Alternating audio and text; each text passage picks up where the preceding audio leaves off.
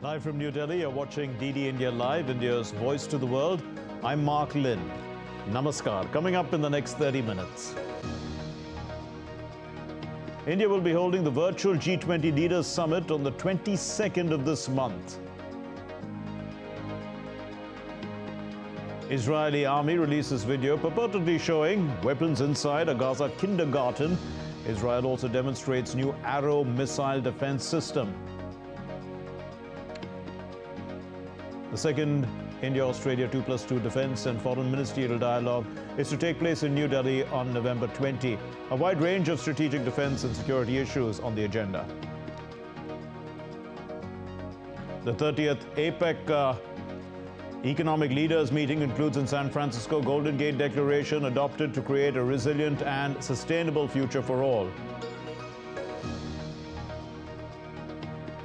OpenAI sacks Sam Altman as the CEO and co-founder of the company.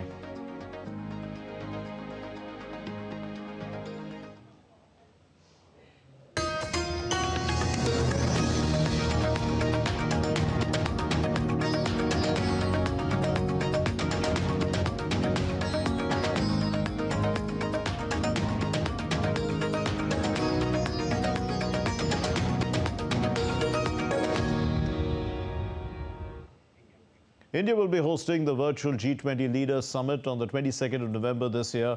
It will be chaired by Prime Minister Narendra Modi.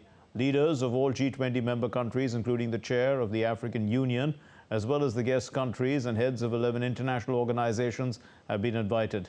The virtual summit will take forward key outcomes and action points from the New Delhi G20 summit and will also review developments since then. The meet is also expected to push for effective implementation of various G20 decisions. The deliberations on the second Voice of Global South Summit, which was held on the 17th of November, will also feature in the discussions.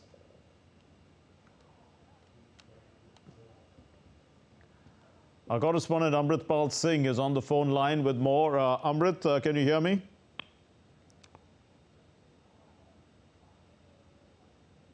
Is Amritpal with us? I'm not getting the studio. Yeah, Amrit, can you hear me now?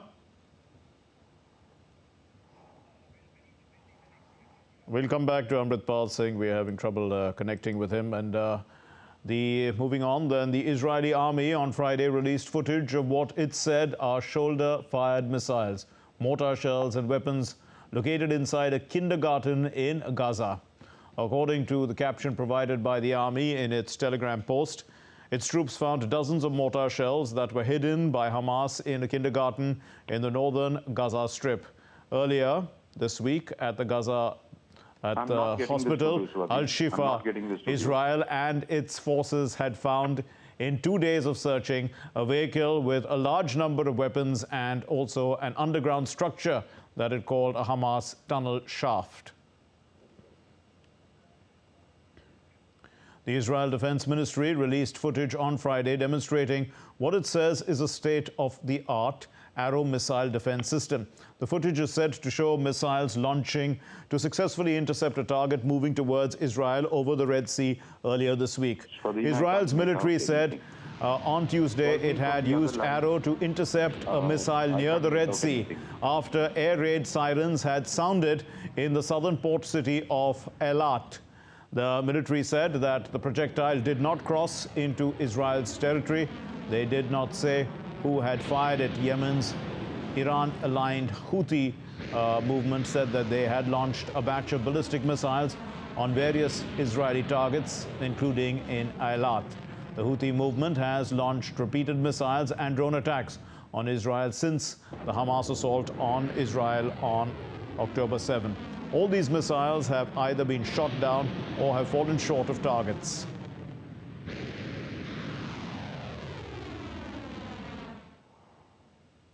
Israel has said that its troops will strike Hamas targets wherever they can find them, including in the south of the Gaza Strip.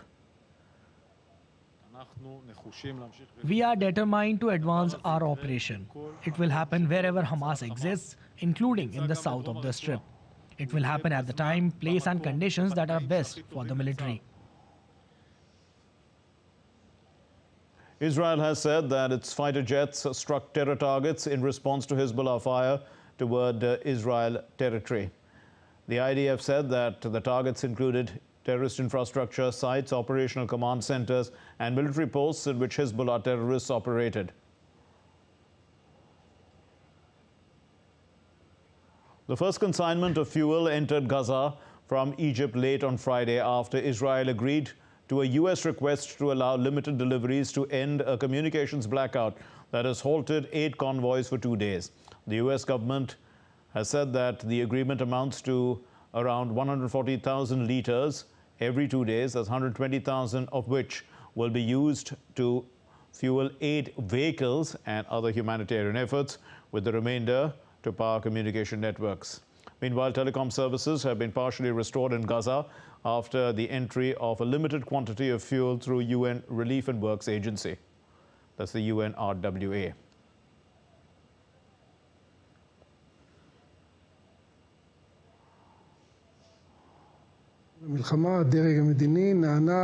The War Management Cabinet responded to a special request by the United States to provide 2 tankers a day for the wastewater treatment facilities in the Gaza Strip, which are facing collapse due to the lack of electricity and the lack of ability to operate the sewage and water systems operated by UNRWA.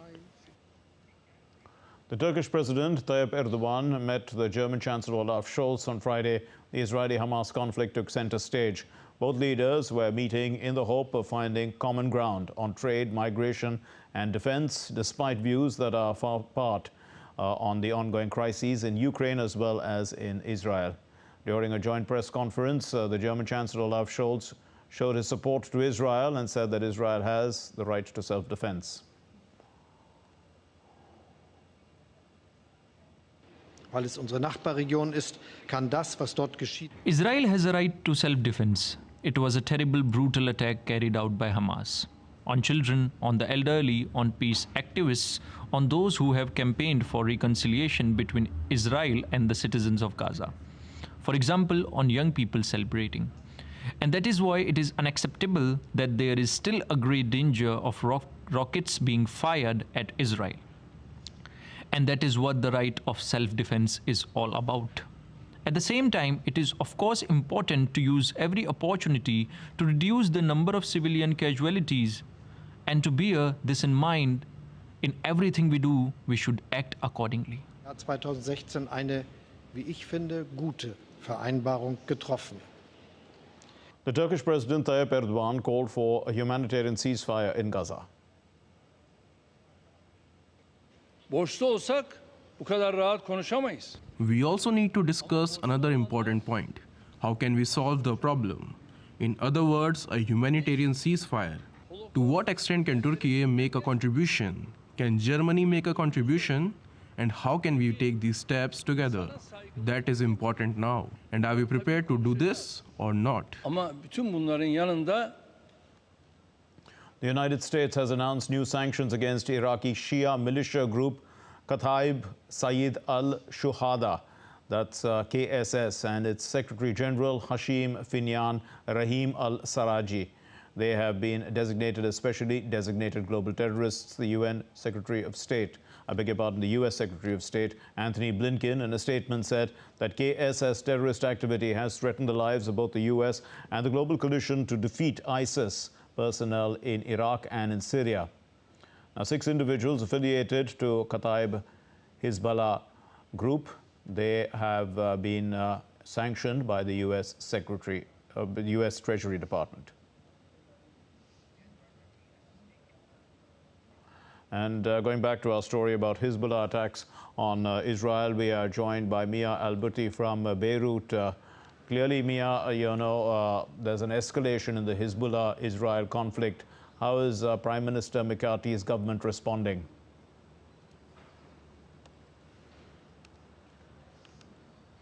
Yes, absolutely. As you mentioned, quite an escalation today, as we saw overnight an aluminium factory being targeted in the southern town of Nabatea. That's around 15 kilometers away from the border, quite deep into Lebanese territory. And Nabatea is a town that has not been attacked since 2006, since that last war between Hezbollah and Israel. And so that's why this attack today is quite relevant. Nabatea is a very symbolic town for the Shia community in Lebanon. And so that's the fighting that we're seeing today on the border is the result of that, with Hezbollah claiming it has fired a number of missiles against the Ranim barracks. Also, Israel saying that it is targeting Hezbollah targets in southern Lebanon. You mentioned the reaction from the Lebanese government. We don't have any at this point. It's not something out of the ordinary. We haven't seen the government reacting to this on a daily basis. But the last time we heard from the Lebanese Prime Minister Najib Mikati, he did say that that Lebanon continues to not want a war with Israel. And he also said in an interview with Al Jazeera that he considers that Hezbollah is acting as a patriot. And what this means is that he considers that Hezbollah is acting in the interests of the Lebanese people, and meaning that he believes that Hezbollah would not escalate this war if something happens in Gaza, that they would protect or put Lebanon as their priority. Yes, indeed. And about 2 weeks ago, he offered a peace plan as well. But you know, what impact will a full-scale war have on Lebanon?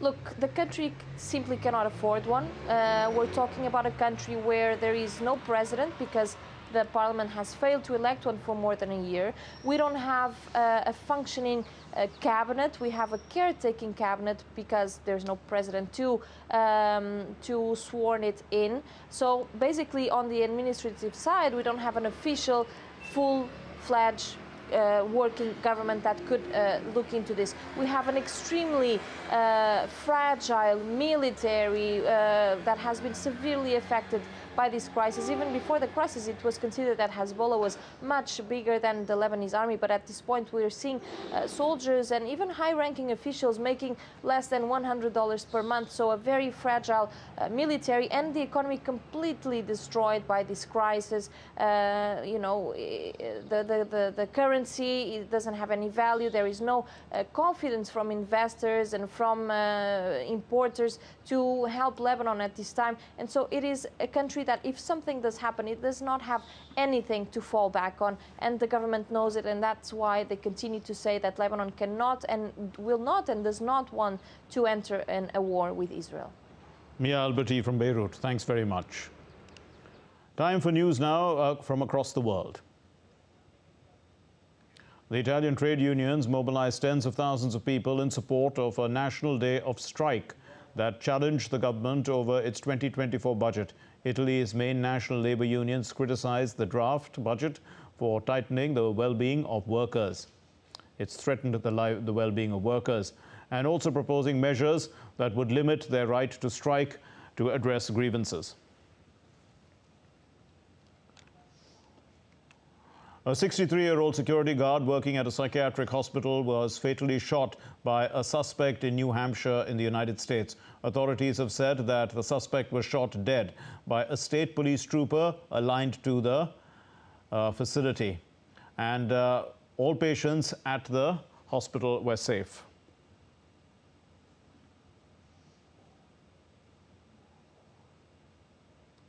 The renowned Japanese Buddhist philosopher Daisuke Ikeda died at the age of 95. He was a longtime spiritual leader, and a lay Buddhist organization that he led was known for its association with celebrities in Japan, as well as for its influence on politics. Still to come here on DD India Live. The Golden Gate Declaration is adopted at the APEC Economic Meeting.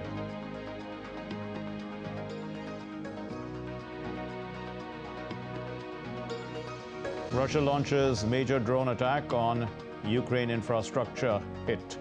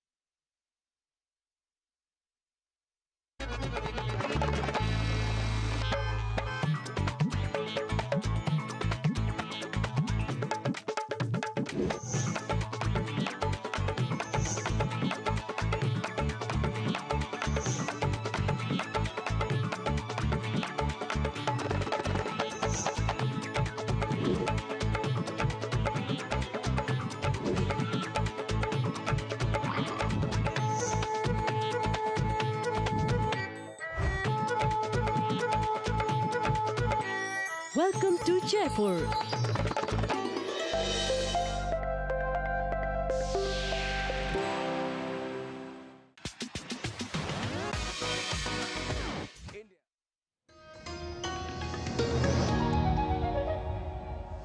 You're watching DD India Live. My name is Mark Lin. The Golden Gate Declaration on creating a resilient and sustainable future for all was adopted on Friday after the 30th Asia-Pacific Economic Cooperation Economic Leaders meeting concluded in San Francisco. The APEC Economic Leaders vowed to accelerate the transition towards low and zero emission vehicles, sustainable aviation fuels, and low and zero emission maritime shipping, as well as port decarbonization. The leaders reaffirmed their commitment to create an enabling, inclusive, open, fair, and non-discriminatory digital ecosystem for business and consumers. Yoon Suk-yeol, who is the president of South Korea, and Fumio Kishida, who is the Prime Minister of Japan, they announced on Friday that they will work together on clean energy supply chains, quantum computing, and other cutting-edge technologies. The roundtable held at Stanford University on the sidelines of the APEC Summit was the latest in a series of efforts to strengthen relations between South Korea and Japan. The Japanese Prime Minister Kishida had said that their relationship was in deep difficulty until they had decided to embark on a campaign to improve it. And they have now met more than half a dozen times this year. And both the countries say that science and technology is going to be key to their future cooperation.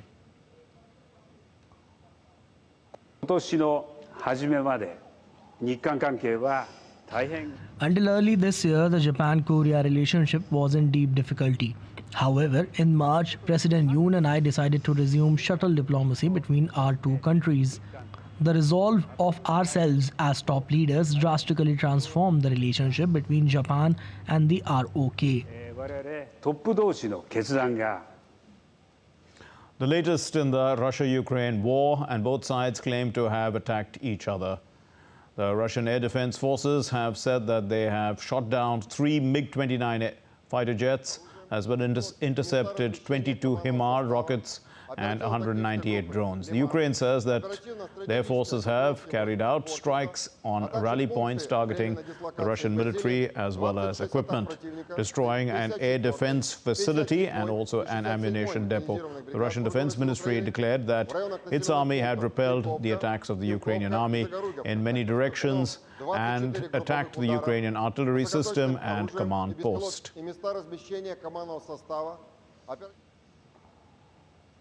Well, Ukraine and the United States will hold a special military industry conference in December.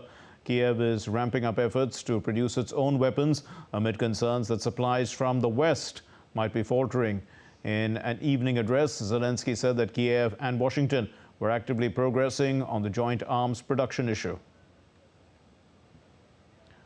Now, the second India-Australia... During my visit to Washington, President Biden and I reached specific agreements on actions we can take together. This will undoubtedly strengthen both Americans and Ukrainians as well as our partners. Collaborative production always strengthens. In December of this year, a special conference will take place, bringing together Ukrainian and American industries, government officials, and other state actors, all those involved in organizing our defense. The second India-Australia 2+2 Defence and Foreign Ministers dialogue is scheduled to take place in New Delhi on November 20. During this meeting, the Indian Defence Minister Rajnath Singh and the External Affairs Minister Dr. S. Jaishankar will be holding a dialogue with their Australian counterparts where they will discuss a wide range of strategic defence and security issues. Rajnath Singh will have a bilateral meeting with the Deputy Prime Minister and Defence Minister Richard Marles, whereas Jaishankar will hold the 14th Foreign Ministerial Framework Dialogue on the 21st of November with the Foreign Minister Wong. The 14th Foreign Ministerial Framework Dialogue will take stock of the cooperation under the Comprehensive Strategic Partnership and also exchange views on regional and global issues of mutual interest. After completing his tour to Indonesia, the Defence Minister of India, Rajnath Singh, paid a brief visit to Singapore on Saturday. He paid tributes to Netaji Subhash Chandra Bose by laying a wreath at the Indian National Army marker there. The construction of a monument to commemorate the unknown warrior was proposed by Netaji himself. and he had laid the foundation stone for this in July of 1945. In 1995, the National Heritage Board of Singapore erected the INA marker on the same spot as the original memorial. Some other news: just hours after ChatGPT maker OpenAI CEO Sam Altman was ousted by the company's board, news came that the company's co-founder and president, Greg Brockman, would also be quitting his role. Brockman announced his departure on X. OpenAI earlier also announced that Brockman was supposed to step down from the chairman's role. The company said that the board had lost confidence in Altman's ability to lead. It also said that OpenAI's chief technology officer, Mira Murati, will now serve as the interim CEO, adding that it will conduct a formal search for a permanent CEO. The White House accused Elon Musk of repeating a hideous anti-Semitic lie on his social media site X this week, calling it an abhorrent promotion of anti-Semitism and racism that runs against the core values of Americans. Representatives of Musk or X could not immediately be reached for a comment. X had earlier declined to comment on Musk's post, which endorsed a post that falsely claimed members of the Jewish community were stoking hatred against white people. The outcry over unchecked anti-Semitic content and commentary on X, some of it endorsed by the platform's owner Musk, reached a tipping point on Friday, with large advertisers such as Apple, IBM and Disney pulling ads and the White House chastising the billionaire.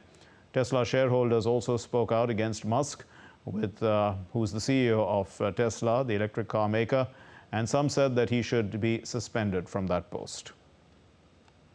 India's Minister for Communications, Electronics and IT, Ashwini Vaishnav, said that deepfakes are a big concern, and the government has recently issued notices to all major social media platforms to identify deepfakes and to remove such content. Deepfakes is a big issue. It's a very big problem for all of us. We had recently issued notices to all the big social media platforms, asking them to take steps for identifying deepfakes, for removing those content. The social media platforms have responded. They are taking their actions, but we have told them to be more aggressive in this work.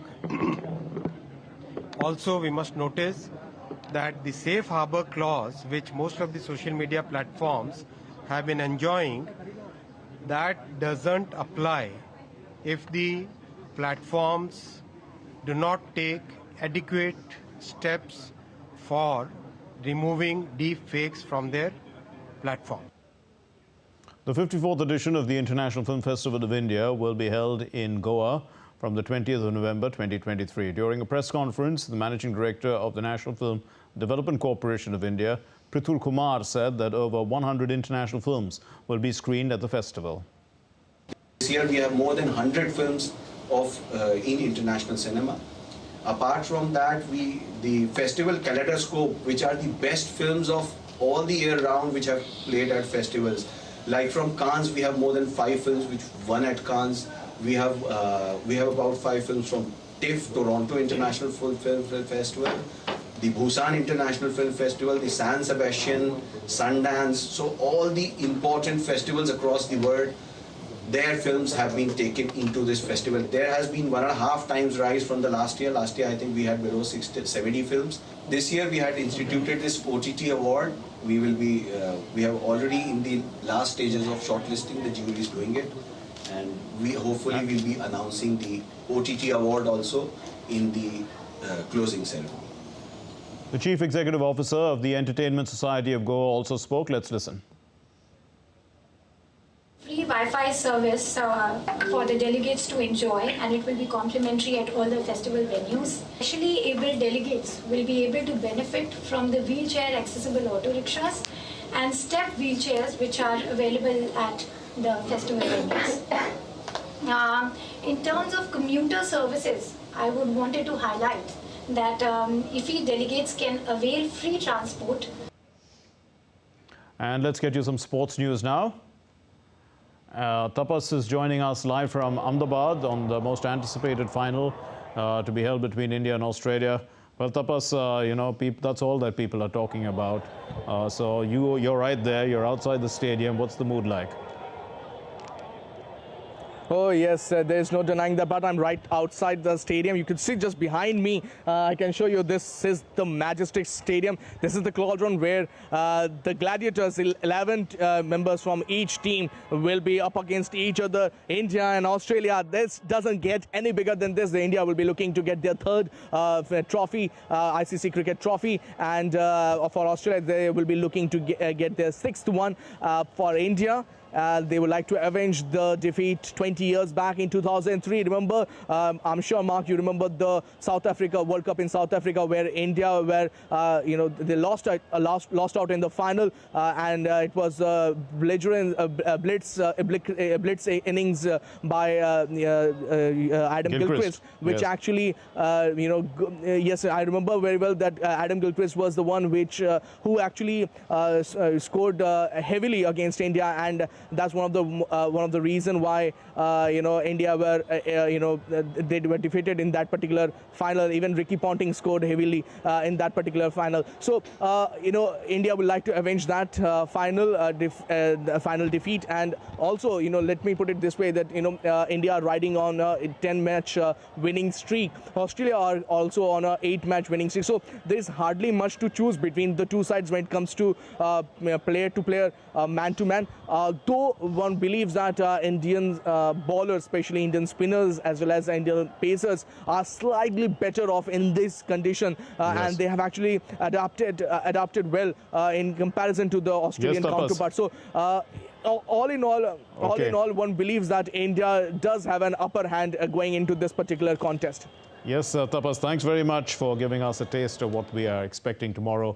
That's all we have in this edition of DD India Live. Let's know your thoughts on the news of the day. Connect with us on Facebook, X, formerly known as Twitter, and also on Instagram. And we'll be back with more news as it breaks here on DD India. My name is Mark Lynn from all of us here in Delhi. Thanks very much for watching DD India Live. Namaskar.